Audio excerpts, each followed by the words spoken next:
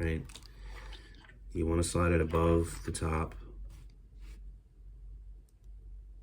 And basically, you try to go right in the middle where that little lip is and just kind of push, I don't know, this sounds crazy, but up and down, if that makes any sense.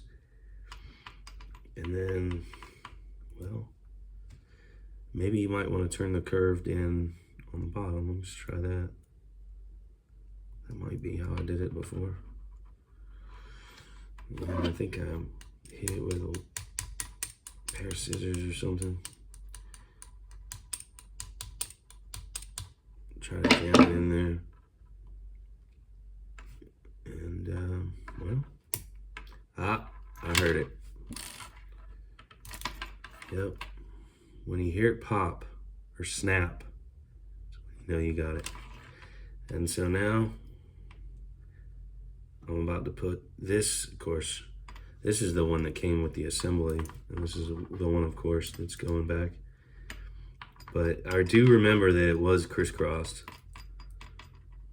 And so pop that in there. Yep, heard it snap. And now it should be good to go. Because the negative wire on this guy, I mean, it has a ground that actually plugs onto the side of the top of the assembly.